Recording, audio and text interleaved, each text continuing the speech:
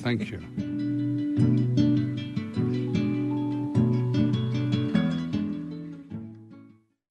It's WNYC. All Things Considered will be back at 7. Coming your way in just a moment at 6:30. It's Marketplace. On the show tonight, while unemployment is low on a historical level, many people have been without a job for a long time. Both kind of the openings and separation side of the job market seem to be just in a holding pattern.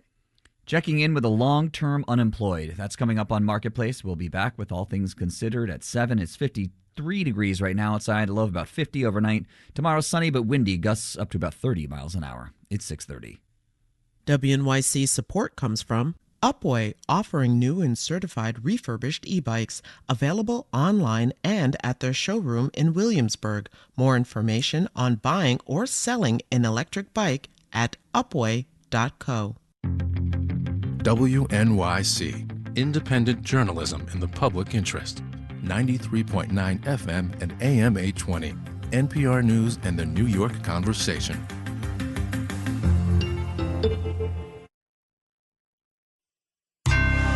Marketplace is supported by Progressive. Progressive Commercial Insurance protects small businesses with customizable coverage options to fit individual business needs. More at progressivecommercial.com.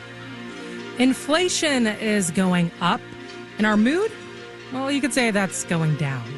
From American Public Media, this is Marketplace.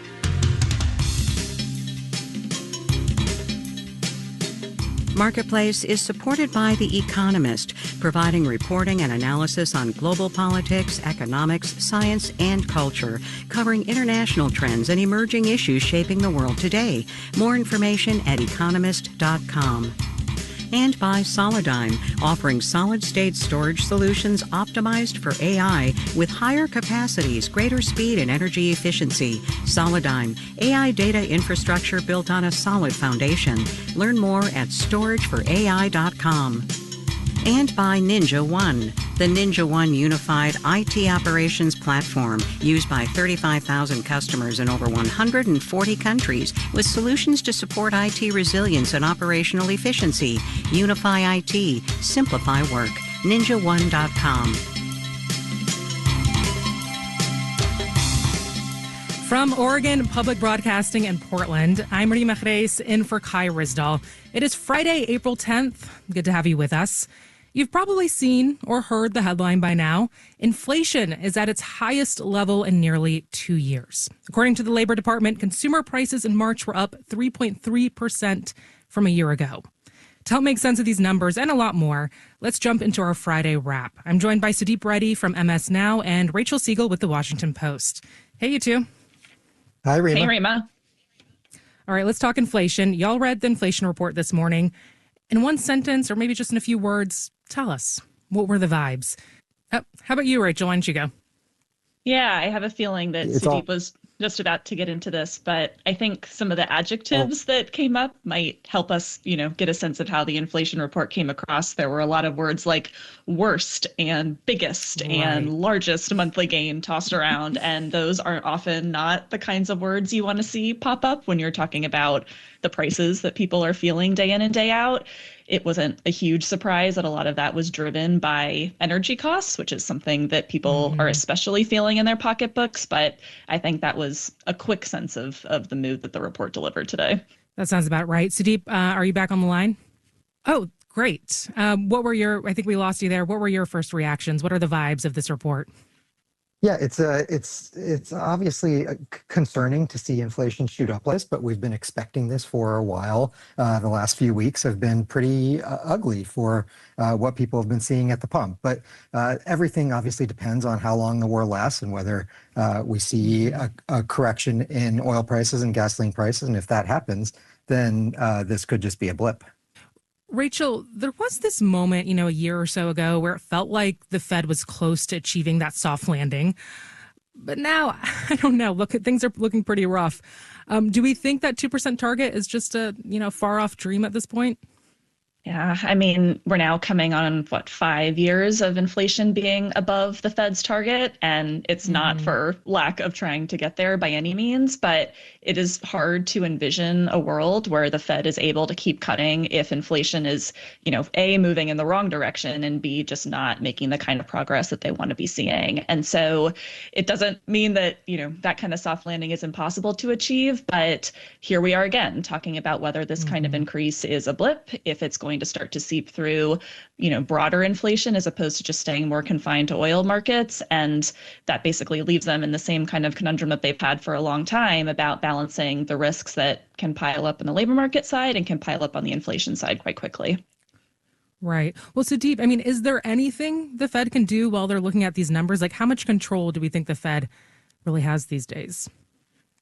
The Fed has very little control, obviously, over the issue of global oil markets, and they certainly have no control over a war. They do have the ability to look through this. The Fed chair, Jay Powell, has been clear that a single surge in gasoline prices, that's a one-time increase. That's not persistent inflation, and they are so far treating it that way. What we don't know, of course, is how long this is going to last. We've had some White House officials today out there expressing some doubt about whether the Strait of Hormuz is going to open up all that quickly, maybe a couple of months. And that becomes a much bigger problem. It becomes perhaps even more of a growth problem for the Fed than an inflation problem in the near term, with consumers being stretched and unable to stay afloat. So there are a lot of cross currents here for the Fed to be worried about. Well, let's talk more about the consumers. So the consumer sentiment came out today, not so great, at a record low. Not a huge surprise there that people are feeling pessimistic. At the same time, inflation expectations, they're creeping up. Rachel, tell us what people are actually seeing out there that's shaping the mood right now. I mean, we've seen this before after, Russia invaded Ukraine, that gas prices end up being a billboard for the way the economy is faring, and when you see in so many parts of the country, the price for a gallon of gasoline, compounding day after day after day, that has a real psychological impact on top of the impact when people are actually filling up at the pump and having to insert their credit card. And we know that people, react with their vote on this. Affordability, especially when it came to the basics like housing costs and gas and food, played a major role in A, how people felt, and B, how people voted in the last election.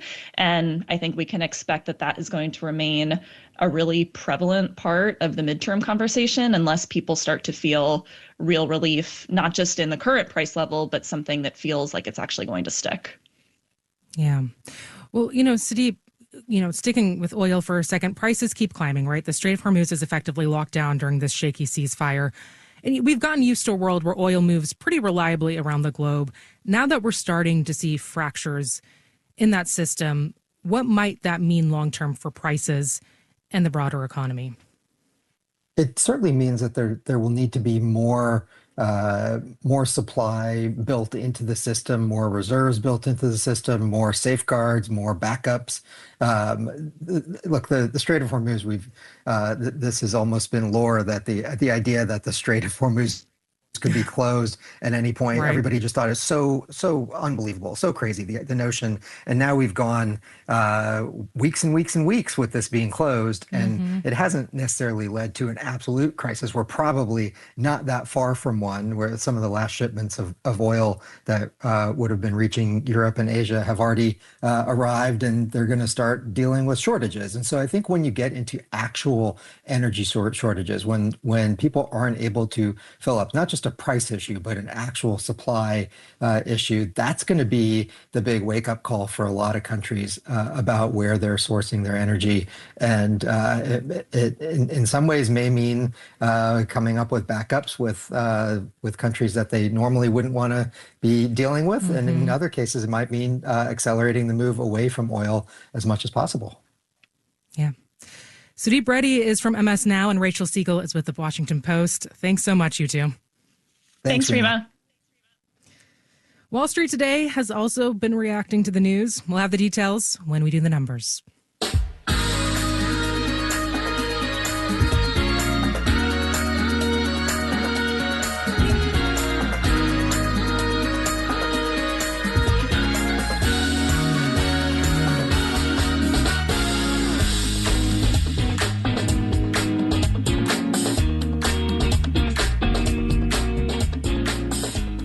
You know, one thing that's making the inflation fight and the Fed's job a little trickier right now is the cost of housing.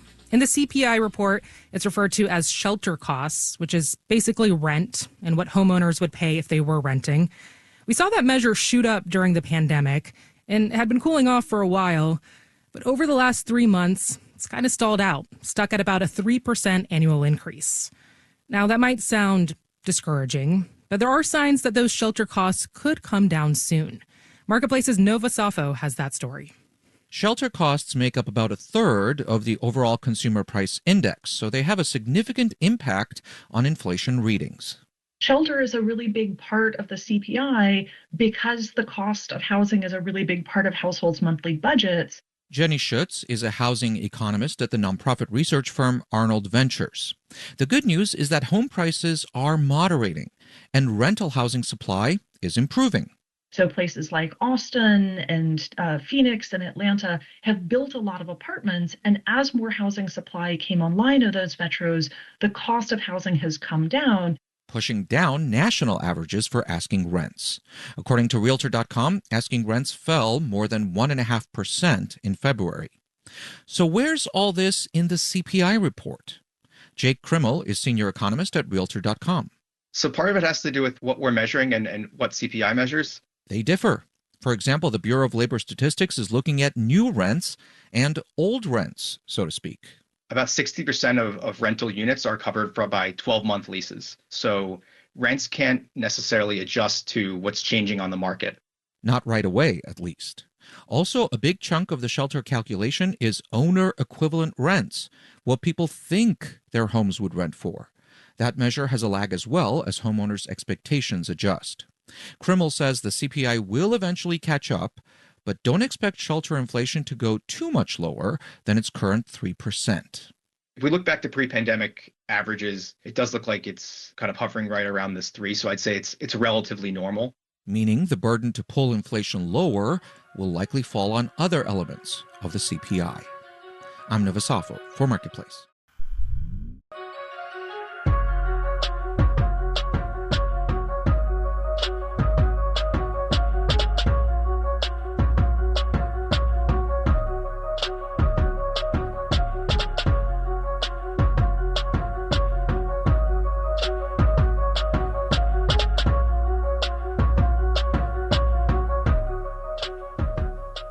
Continuing with inflation for a minute, there's the data, which we just heard about, and then there's what it actually feels like to live with rising prices. To get at that side of it, we called up someone who's setting prices day to day. Here's Ashley Morgan. She runs the gift and DIY store Unglued in Fargo, North Dakota. I would say right now that business is kind of average for us. We had a lower March than last year, but our January and February were better. I think that is partly because we had a random, couple snowstorms. That always affects it. I don't necessarily think it's because of consumer spending being down for us. We do workshops, and those were actually up quite a bit for us. And so it's more the retail side for us was down.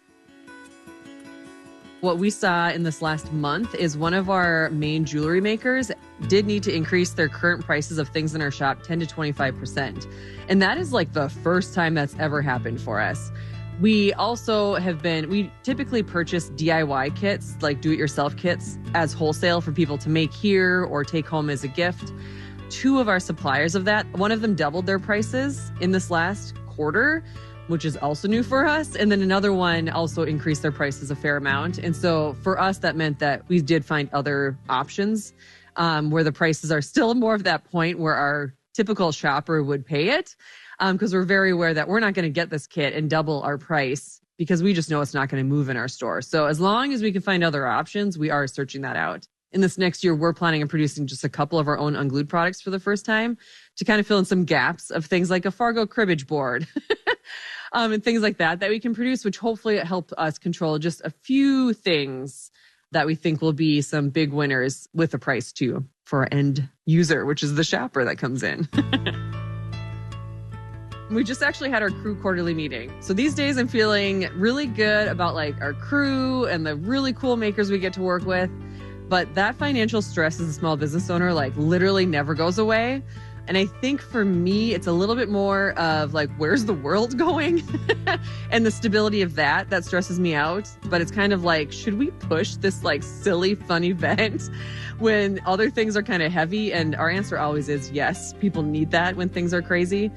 And so like after doing our meeting last night, it just feels really like hopeful and enabling. Like we can still do all this cool stuff while things are crazy, because we all kind of just need it.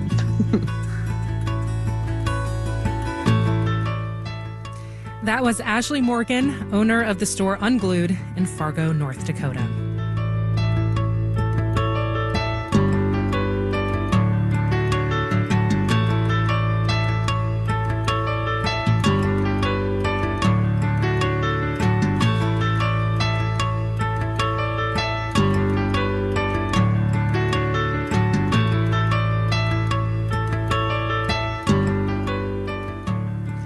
Coming up, we're like the conductor of the Food Scrap Orchestra in Cleveland.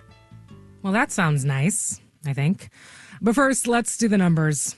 The Dow Jones was down 269 points, 0.6% to finish at 47,916. The Nasdaq gained 80 points, 0.4% to close at 22,902. And the S&P 500 dipped 7 points, 0.1% to end at 6816. For the week, the Dow rose 3%, the Nasdaq was up 4 7/10%, and the S&P added 3 6/10%. The Consumer Price Index, which we were just talking about, from March shows that fruits and vegetables have risen 4% compared to last year. Let's check in with some of the related companies then, shall we? Calavo Growers, who are perhaps best known for their avocados, declined 0.2%. Seneca Foods grew 1 6/10%, and producer distributor giant Fresh Del Monte dipped 2%. Bonds fell. The yield on the 10-year T-note rose to 4.32%. You're listening to Marketplace. Marketplace is supported by Bitwarden Password Manager, helping to extend spring cleaning to online security. Bitwarden is designed to manage password security by storing and autofilling logins, credit cards, and identities across accounts and devices. Bitwarden.com. And by Yubico, makers of the YubiKey. Designed to stop phishing and AI-powered cyber attacks, the YubiKey protects the business applications that companies rely on every day. YubiKey, powerful protection, instant access. More at yubico.com. And by the University of Illinois' Geese College of Business, providing a fully online MBA degree that encourages learners to apply what they learn in real time without having to put their career on hold. Online mba.illinois.edu. Buy now, pay later. It sounds pretty great, right? We're not going to call it credit card. We're not going to call it a loan. We'll just call it buy now, pay later. It shouldn't sway our decision-making, but it does. The strange psychology of money and debt. This week on Hidden Brain from NPR. Tomorrow at 2 on WNYC.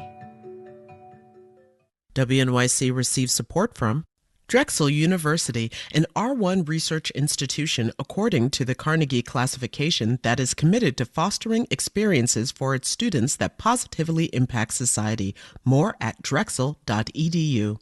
You're listening to Marketplace on WNYC. In the 7 o'clock hour of All Things Considered, President Trump made a dramatic shift on Iran this week as critics within his own party pushed back on the war.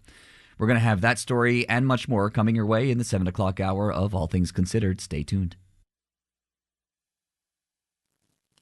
If you look at the unemployment rate, this is Marketplace. I'm Marie Mejres. If you look at the unemployment rate in this country, 4.3%, you might think, okay, things aren't so bad. But then you look under the hood and you find that there are still a lot of people out there who've been trying to find work for months. People with plenty of education, plenty of experience, who still find themselves without a role. Blake Farmer of WPLN in Nashville has this story on long-term unemployment. After 6 months without a job, you're officially considered long-term unemployed. The number of Americans in that boat is up more than 300,000 over the last year. Among them is Brett Kling, an HR and technology analyst with a long resume and a master's degree in organizational psychology. Actually, 3 minutes before I started recording in here, I got a message that I got another rejection. So an automated rejection. I'm sorry. Yeah, it's all right. You got to keep going. Rejections, no's are kind of par for the course.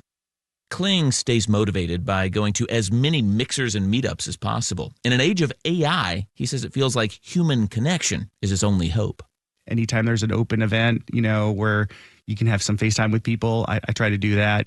He even tries to go in person to his career transition support group meetings through the Society of Human Resources Management. It's led by facilitator Lauren Kiproff Downer, who says the group represents a wide array of industries. We've had automotive, tech, we've had a whole lot of healthcare. The interesting thing is these are people that previously would never have been having to wait. Just a few years ago, when unemployment was below 4%, recruiters were offering signing bonuses to lure the same people to a new role. So why is long-term unemployment rising? Labor economist Celeste Carruthers at the University of Tennessee says people just aren't moving around like they were. Both kind of the openings and separation side of the job market seem to be just in a holding pattern. It's like a big game of musical chairs was going on after the COVID pandemic. Employees were job hopping and chasing higher pay and better benefits, but those who ended up without a seat have had a really tough time finding a place to fit back in. Lenise Harris had difficulty landing a role that fit her executive experience in HR, so she ended up pivoting. She's now a career coach. I'm back to work now, and I love my work, but my salary certainly looks different. My role certainly looks different than it did. That lived experience on the job hunt does give her some cred in her new line of work. Tip 1, don't let the job hunt dominate every minute of your life. So maybe 2 hours of your day, every day you're focusing on those next steps. Then you leave space for taking care of yourself. You can't afford to burn out before you even start a new job. Harris says do set aside time for work that pays the bills, and even if it's gig work like driving for rideshare or delivery apps, don't hide all that hustling in your interviews. It shows a potential employer your flexibility, your adaptability, your resilience, and employers really love those type of skills. The hardest part, Harris says, is remembering you are not defined by what you do. You ultimately have to realize that you don't have control over it. Steve Jones was marketing director for a global sewing machine company and laid off about a year ago in a corporate restructuring.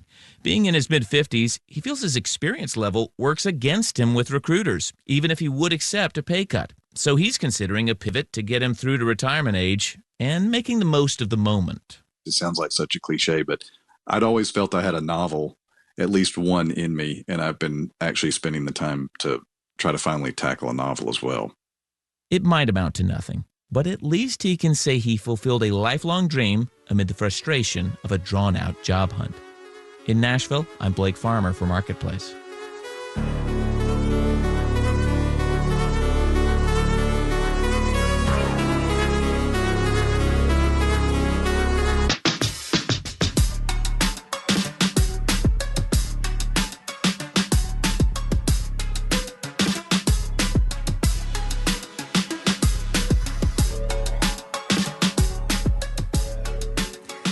Most of us, we deal with our trash the same way.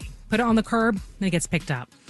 But when it comes to organic waste, things like banana peels, apple cores, yard trimmings, it's not as simple. That stuff makes up about a third of the solid waste in this country. And when it ends up in landfills, it releases planet-warming gases. So some states, they're trying to keep organics out of the trash altogether. In other places, it all still goes in the same bin, because even though your trash might be worthless to you, some states make serious money off of it, including Ohio, home to Marketplace's Kaylee Wells. About a dozen states have policies addressing food waste, including composting requirements. But Ohio is not one of them, and the city where I live has no food waste program. So I do it myself in the backyard. The reason is pretty simple. Tipping a truckload of trash into a landfill is cheap. It costs half as much as it does in, say, Massachusetts. It's a supply-demand equation. So the reason that you see tip fees being much higher in Northeast states is due to a lack of sufficient capacity. Brian Staley leads the Environmental Research Education Foundation. He says Ohio's got more land and fewer people. Conserving landfill space or repurposing trash, not major concerns. For example, a waste-to-energy facility that converts waste to energy, you don't see any of those in many in the Midwest. You see them concentrated in the Northeast. It's the same with composting. It's cost-effective in Massachusetts, where landfills are expensive, but not so much in Ohio. Sam Crowell is Ohio University's sustainability director, and he worked on a regional composting effort in the small town of Athens, Ohio. Composting would add to residents' monthly trash bill, so participation ended up being a fraction of what he was hoping for. We do have a lot of people who struggle with finances, and basically they didn't want another fee. And the barriers don't stop there. Here's the big one. Ohio imports more than 8 million tons of trash every year from more populated states. If it cost more, then we wouldn't be accepting trash from New Jersey or New York City and having it hauled here to fill in our valleys. That means Ohio makes money on other people's trash. Brian Staley with the Environmental Research Education Foundation says without the financial incentive to start composting, the political will to create policy around that and regulation, that tends to drive things. But when sustainability gets pitted against creating jobs and boosting local revenue, it's not a very popular political campaign. So the deck is stacked against composting in Ohio. And yet, we have the glorious challenge, truly, of figuring out how to make it happen in a state where there's no mandate, probably never will be. Nathan Rutz is committed to trying anyway. He's director of soil at Rust Belt Riders, a small group in Cleveland collecting roughly 4,000 tons of food scraps annually to turn it into compost. We're like the conductor of the food scrap orchestra in Cleveland. He's touring me around their headquarters filled with dozens of what look like standard black garbage pickup cans brimming with food scraps and some very well-fed bugs. Right here. Wriggling around. Oh, yeah, look at that. Oh, there they With are. a face only a mother could love. Well, yeah. These cans get deployed at drop-off sites all around Greater Cleveland, collected, turned into compost, and sold. Rutz estimates his company processes roughly 1% of the food scraps generated here. The amount of stuff that we're diverting is chump change, and we're having no significant effect currently. This is another composting service that costs money, and residents have to drive their food scraps to drop-off locations or pay more to get it picked up. Way more expensive than tossing it in the trash can they're already paying for. There's only ever a fool's hope, but what else am I going to do with my life?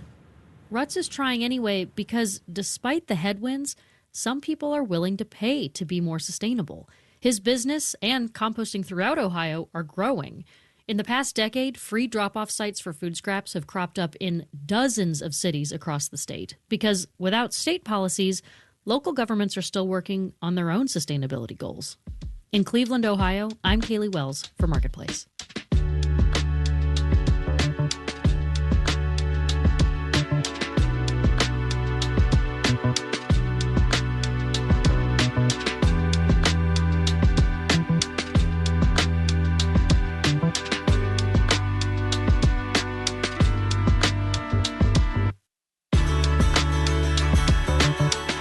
Marketplace is supported by Sendoso. Sendoso helps teams launch gifting and direct mail programs at scale to connect with customers and prospects in a personalized and human way.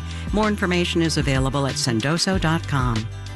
And by GEP, at the forefront of agentic procurement orchestration and autonomous supply chains. With GEP Smart Software, GEP Key Agentic AI, and Strategy Consulting, GEP works to help business optimize value and reduce risk. This final note on the way out, you can file it under, this is probably most definitely because of inflation, right? A new study from Deloitte shows that more Americans are giving up their streaming services to save money. About 40% of those polled say they've cut back in the last 3 months, which is notable because Americans, they love their streaming services. According to Pew Research, more than 80% of us use at least one service, though I suppose that's about to go down. Our theme music was composed by BJ Liederman. Marketplace's executive producer is Nancy Fergali. Joanne Griffith is the chief content officer. Neil Scarborough is the vice president and general manager. And I'm Rima Reis. All right, have a great weekend, everyone. We'll be back Monday.